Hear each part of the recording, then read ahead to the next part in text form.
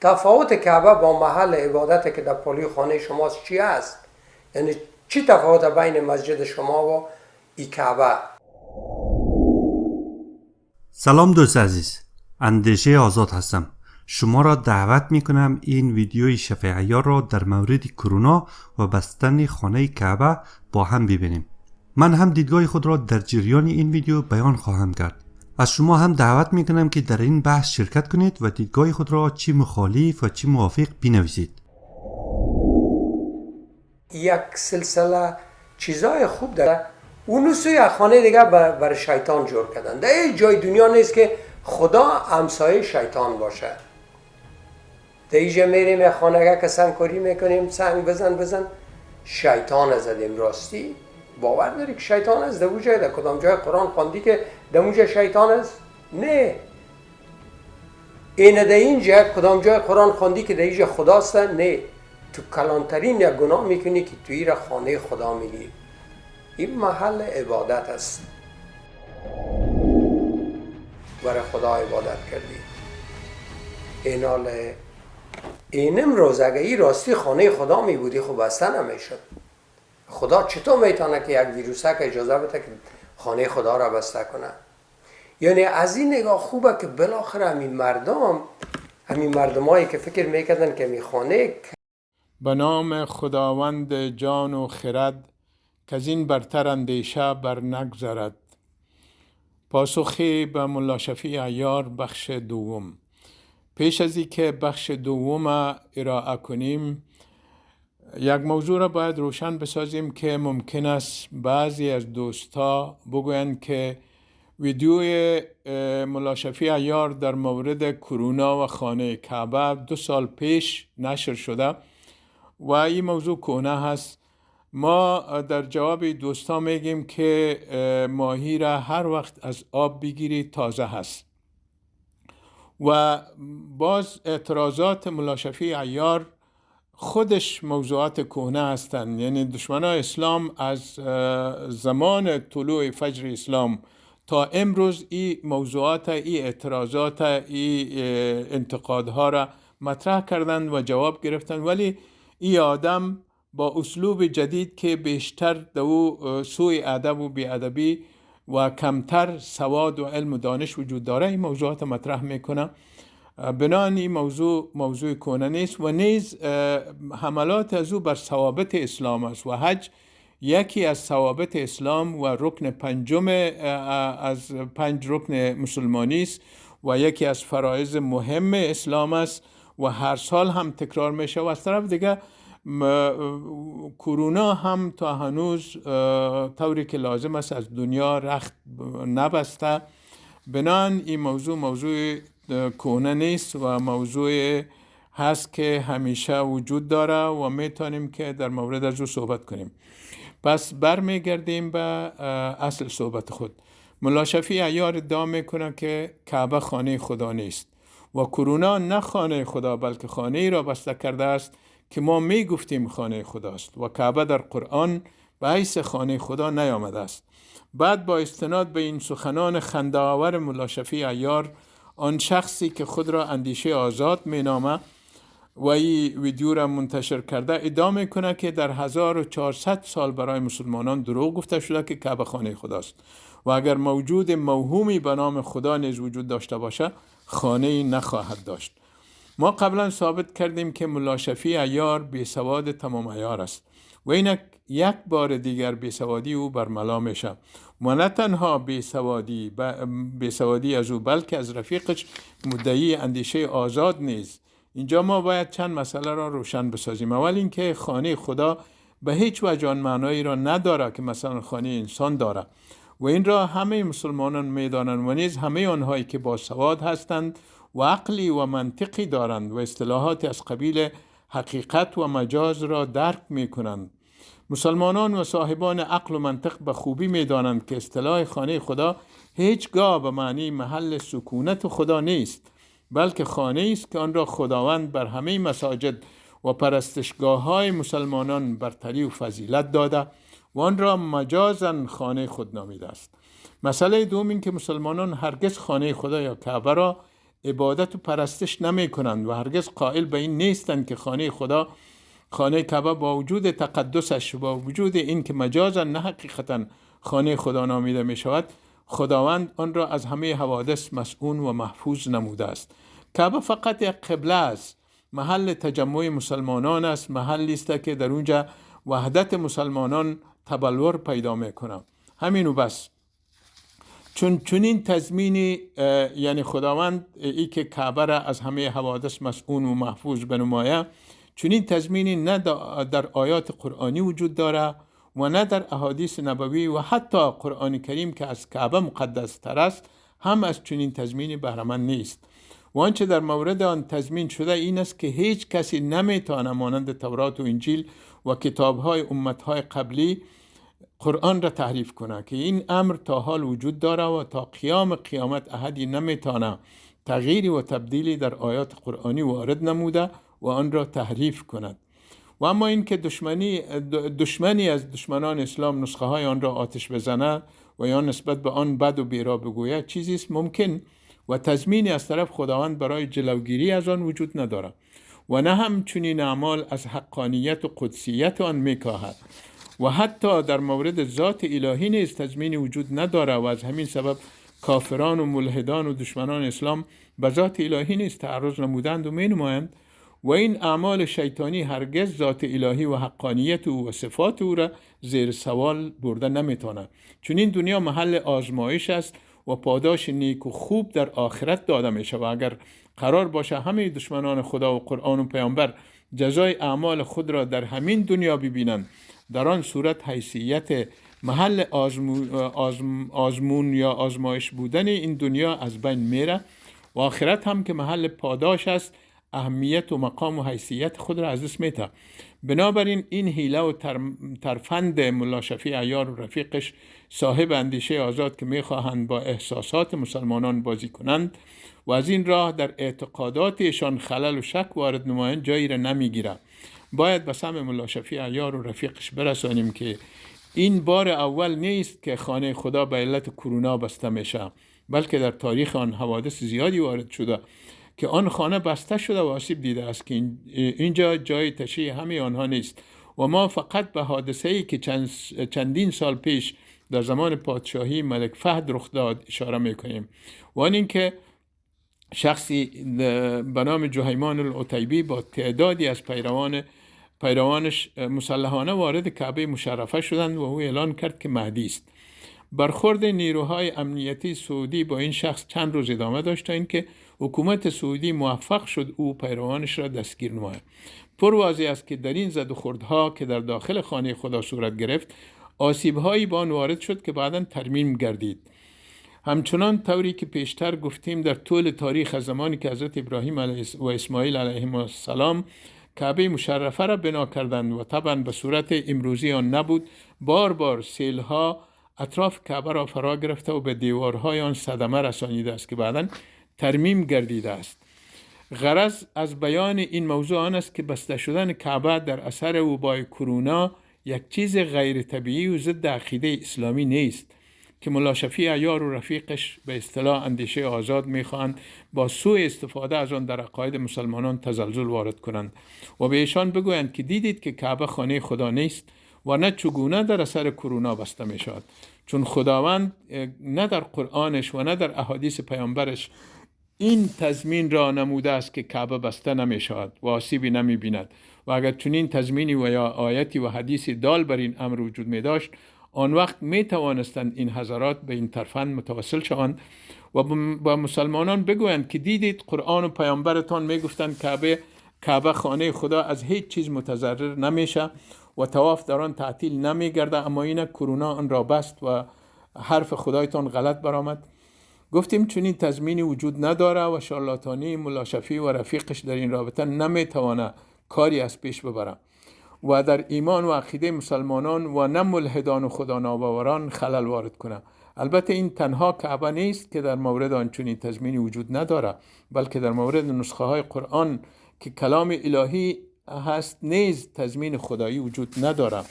در هیچ آیه قرآنی و یا حدیث نبوی گفته نشده است که کسی نمیتواند نسخه های قرآن کریم را به آتش بکشد و از همین جاست که تعدادی از دشمنان اسلام در اینجا و آنجا نسخه های از آن را آتش زدند، چون نتوانستند از راه استدلال و منطق با آن مقابله نمایند و جلو رشد و انتشار سریع اسلام در امریکا و اروپا و سایر مناطق جهان را بگیرند. لذا دست به این روش ابلیسی زدند که نتیجه آن معکوس بود. یگانه چیزی که خداوند آن را در قرآن کریم تضمین کرده و حفاظتش را اعلان نموده این است که احدی نمیتواند قرآن را تحریف نماید و تغییری در آیاتش وارد سازه، برعکس تورات و انجیل که خداوند حفاظت آنها را تضمین نکرده بود. لذا پیروان آنها در کتاب‌های آسمانی خیش تغییرات فراوانی وارد کرده و تحریف‌های زیادی نمودند. از همین جهت است که می‌بینیم نسخه‌های متعدد و متضاد و متناقض و متفاوتی از این دو کتاب آسمانی وجود دارد، در حالی که از شرق تا غرب و از شمال تا جنوب دنیا فقط یک قرآن وجود دارد و همه نسخه‌های آن در سراسر دنیا یکسان هستند و دشمنان اسلام در طول تاریخ با همه تلاش‌ها و کوشش‌ها نتوانستند قرآن دیگری بسازند و یا تغییراتی در آن وارد کنند.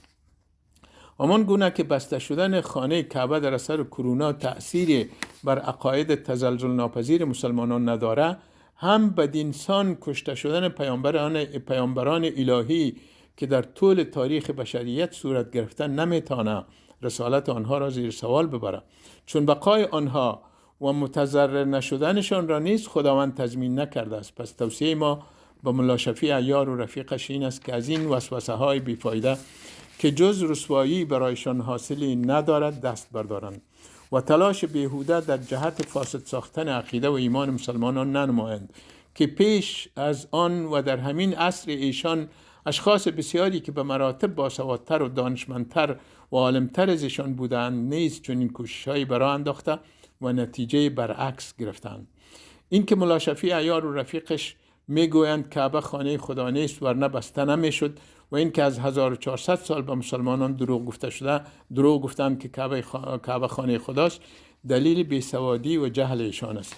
چین جنابان نمیدانند که مراد از خانه خدا در اینجا معنی حقیقی آن نیست و خانه خدا به معنی آن نیست که خدا در آنجا سکونت دارد علیه بالله، چه خداوند از خانه و جای و محل سکونت و امثال این چیزها منزه است، بلکه اینجا معنی مجازی آن مراد است که متاسفانه این جنابان معنی حقیقت و مجاز را نمیدانند. اما عامی‌ترین و کم دانشترین و عادی‌ترین مسلمانان این امر را میدانند که منظور از بیت الله خانه خدا گفتن کعبه نیست که خداوند علیه بالله در آن سکونت دارد. اینک ما برای ملا شفیع عیار و یارش این موضوع را روشن می‌سازیم و شرح می‌دهیم که خانه خدا گفتن به کعبه که آن را خداوند خودش نیز خانه خود گفته است اطلاقی است مجازی و بدین معنی است که کعبه خانه است که خدا آن را به دیگر پرستشگاه‌ها برتری و فضیلت داده است و منظور از خانه خدا یعنی خانه‌ای که خدا آن را برترین و بهترین و پرفضیلت ترین محل عبادت خود نامیده است. و این اطلاق مجازی مانند آن است که مثلا در اخبار میگویند مثلا کشور فرانسه در مسابقات جام جهانی فوتبال قهرمان شد. اینجا منظور خود کشور فرانسه با حدود جغرافیاییش نیست، بلکه تیم فوتبال آن کشور مراد است و این اطلاقی است مجازی و چنین چیزی در مورد خانه خدا گفتن کعبه نیز صدق میکنه، یعنی خانه ای که الله متعال آن را تکریم نموده و خانه خود نامیده است، نه اینکه کعبه علیه بالله جای سکونت الله باشند. خانه خدا یعنی خانه پرستش و عبادت خدا. و حتی این آقایی که تابو شکنی را عنوان کرده و خود را اندیشه آزاد میخواند مجازاً خود را اندیشه آزاد مینامد و نه در حقیقت، زیرا اندیشه جسم و زبان ندارد و نمیتواند حرف بزند. پس این که ملا شفیع عیار میگوید صدها هزار نفر گرد یک خانه چرخک زده میره و هیچ کسی هم از خود پرسان نمیکنه که این خانه چه خانه است، توهینی است نه تنها به همه مسلمانان و حجاج معاصر، بلکه به همه مسلمانان در طول تاریخ که تعدادشان به میلیون ها بلکه میلیاردها تن میرسید. تو گویی همه این توده های میلیونی و میلیاردی بشری که در طول تاریخ اسلام گرد این خانه طواف کردند عقلی و منطقی نداشتند. و اینک ملا شفیع عیار با همه بیسوادی و بیمنطقیش با آنها عقل و منطق یاد میدهد. ما این پرسش دور از عقل و منطق آقای ملا شفیع عیار را نه با مسلمانان و حجاج عادی پیش میکنیم که جواب بگویند، چون ملا شفیع عیار همه آنها را که در بینشان دانشمندان و فلاسفه و عقلای هم بودند و هستند که شفیع عیار به خاک پای ایشان برابر نمی شود فاقد عقل می داند. و نه این پرسش را برای خاورشناسان منصف غربی مانند ایوان مروین لویس مطرح میکنیم که میگوید حج از وسایل اسلام در شناخت یا در ساخت هویت مشترک است. چه اسلام در عبادت حج هویت مشترکی ایجاد میکند که مسلمانان دارای نژادهای گوناگون و سیاستهای مختلف را با هم جمع میکند، و نه هم با رونالد ویکتور بودلی دانشمند انگلیسی که میگوید حج بزرگترین شاهد بر دموکراتیک بودن اسلام است. چه در حج مسلمانان اروپایی و آسیایی و افریقایی، فقرا و ثروتمندان، درویشان و حکام، تاجران و نظامیان با هم جمع میشوند. ایشان همان لباس ساده ای را می پوشند که پیغمبرشان در حجة الوداع سال 632 میلادی پوشیده بود. ایشان همه یک نوع غذا را تناول می کنند و در یک نوع خیمه ها می خوابند و بدون تفاوت با همه یک نوع معامله صورت می گیرد. و نه هم ما این سوال ملا شفیع عیار را از فیلیپ هیتی که یکی از دانشمندان امریکایی است میپرسیم که میگوید حقیقت این است که اسلام بیش از هر دینی به از بین بردن تفاوت‌های نژادی و رنگی و قومی موفق بوده است، به ویژه در بین فرزندانش، و شکی نیست که حج در این امر نقش برازنده‌ای دارد. آری ما این پرسش ملا شفیع را از این دانشمندان بزرگ و امثالشان که ملا شفیع عیار در برابر آنها پشیزی ارزش نداره و عددی به شما نمیپرسیم، چون میدانیم آنگونه که او شخصیت جهانی و نامدار گویته آلمانی را تحقیر کرد، آنها را هم تحقیر خواهد کرد، و این از کسی که سطح دانش و علمیت و منطق و ادبش همه صفر هستند بعید نیست. ما ملا شفیع عیار را با حافظ شیرازی و مولانا بزرگ روبرو میکنیم تا پاسخ این بیسوادی را که هیچ معیاری و منطقی برای قضاوت سالم نداره و هر چرند و پرندی را که بر زبانش آمد در هوا پرت میکنه بدهند، تا باشد که اگر شرمی و حیایی در وجودش هست کمی بشرمه، وگر نیست آنها را نیز مانند گویته اشخاص بیعقل بخوانه. حافظ میگم در بیابان گر به شوق کعبه خواهی زد قدم، سرزنش ها گر کند خار مغیلان غم مخور. گویا به حافظ شیرازی از طرف خداوند الهام شده بود که در آخر زمان شخص بیسواد ولی ملحدی پیدا می شود و خانه کعبه و فریضه حج را تحقیر و توهین می کند و از مسلمانان می خواهد که از به اصطلاح چرخک زدن در گرد این خانه باز ایستند. لذا به حجاج بیت الله و عاشقان کعبه چنین توصیه می کند که به یاوه‌سرایی های این آدم بیسواد گوش نده و از این فریضه‌ای که وحدت و یکپارچگی امت اسلامی را تمثیل می کند دست نکش. در اینجا از ملا شفیع عیار می پرسیم آیا تو باسوادتری یا حافظ شیرازی؟ آیا تو عالمتری یا حافظ؟ آیا تو عاقلتری یا حافظ که تو مردم را از ادای فریضه حج و اصول رضای الهی منع میکنی، اما حافظ آنها را تشویق میکنه و میگه به گپ‌ها و وسوسه‌های شیطان‌های دوپا گوش نده و اگر در راه کعبه خار مغیلان سرزنش‌هایت بکنه غم مخور. ملا شفیع عیار آیا حافظ به اندازه تو عقل نداشت که با حاجی‌ها بگوید چرا هزاران نفر به گرد این خانه میچرخید و با خود فکر نمیکنید و از خود نمیپرسید که فرق این خانه با مسجد نزدیک خانه‌تان چیست؟ ملا شفیع کسانی که بین یاوه‌سرایی‌های تو بهبه و چهچه میگویند چرا از خود نمیپرسند که ملا شفیع عیار باسوادتر و عالمتر و عاقلتر است یا حافظ شیرازی که نامش تا ابد همچون خورشیدی در آسمان علم و ادب و فرهنگ فارسی میدرخشد؟ چرا حافظ به زیارت کعبه و چرخیدن به گرد آن تشویق میکنه و نمیگه ای حجاج بیت الله عقل ندارید که از خود بپرسید فرق این خانه با مسجدهایی که در نزدیک خانه های شما هستند چیست؟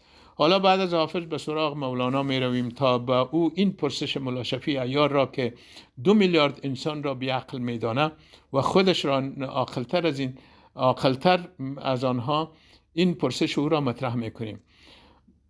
مولانا که ملا شفیع عیار گاهی اشعار او را زمزمه و قلقله میکنه که یک خانه پر از مستان نو رسیدن، یک خانه پر از مستان نو رسیدند. پاسخ این پرسش ملا شفیع عیار را چنین می‌دهم: ای خانمان بمانده و از شهر خود جدا، شاد آمدید از سفر خانه خدا. روز از سفر به فاقه و شبها قرار نی، در عشق حج کعبه و دیدار مصطفی. مالیده روی و سینه در آن قبلگاه حق، در خانه خدا شده قد کان آمنا. چونید و چون بودید در این راه پرخطر، ایمن کند خدای در این راه جمله را. در آسمان غلغل لبیک حاجیان، تا عرش نعره ها و غریو است از صدا. جان چشم تو ببوسد و بر پات سر نهد، ای مرورا بدیده و بر رفته بر صفا. مهمان حق شدید تو خدا وعده کرده است، مهمان عزیز باشد خاصه به پیش ما. جان خاک اشتری که کشد بار حاجیان، تا مشعر الحرام و تا منزل منا. این شعر زیبا همچنان پیش می رود و مولانای بزرگ در دنباله شعر خود مناسک حج و طرز ادای آن را به حاجیان تعلیم می دهد. و مولانا با همه ذخایر علمی و عرفانی و ادبیش هرگز به زائران خانه خدا و حجاج کعبة الله نمیگه که آیا شما عقل ندارید که از خود بپرسید چرا گرد این خانه میچرخیم؟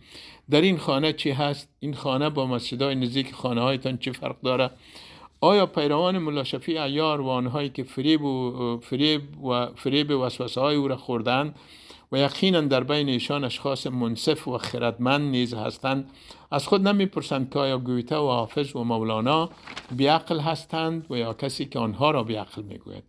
در بخش بعدی این بحث، این مغالطه ملا شفیع عیار و رفیقش را که میگویند اگر کعبه خانه خدا می بود، یک ویروس آن را بسته نمی کرد، مورد بررسی قرار می دهیم.